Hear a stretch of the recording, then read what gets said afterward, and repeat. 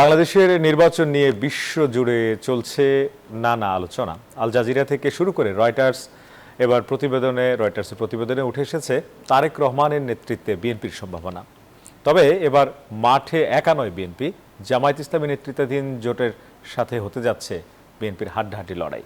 এবং বিদেশি গণমাধ্যমে গুরুত্ব পেয়েছে তরুণদের বিপ্লবের পর প্রবীণ রাজনীতিকদের আধিপত্য এবং আগামীর বাংলাদেশের নানান সমীকরণ থাকছে প্রতিবেদনে।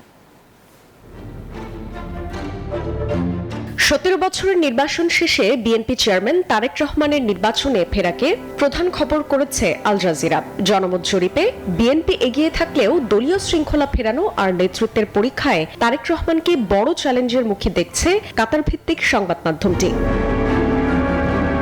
বার্তা সংস্থা এপি বলছে এটি দেশের ইতিহাসের সবচেয়ে গুরুত্বপূর্ণ নির্বাচন। ভোটাররা আগের মতো কারচুপি নয়, বরং একটি সুষ্ঠু ভোট আর আইনের শাসন ফিরে পাওয়ার দাবি জোরালোভাবে তুলে ধরছেন। সংঘাত এড়িয়ে দেশে স্থিতিশীলতা আসুক, এমন প্রত্যাশাই সাধারণ মানুষের।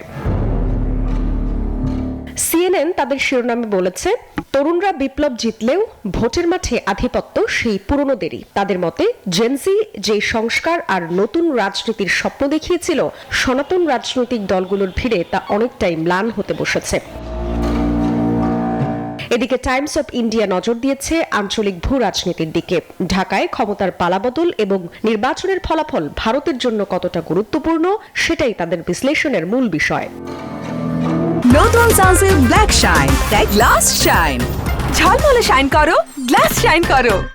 সবশেষে রয়টার্স জানাচ্ছে, এবারের ভোটে দুর্নীতি দমন আর মূল্যস্ফীতি নিয়ন্ত্রণে ভোটারদের প্রধান দাবি। সেই সঙ্গে মহামারীর পর থমকে যাওয়া অর্থনীতি সচল করা আর তরুণদের জন্য কর্মসংস্থান সৃষ্টি করাকেও পরবর্তী সরকারের বড় চ্যালেঞ্জ বলে মনে করছে সংস্থাটি।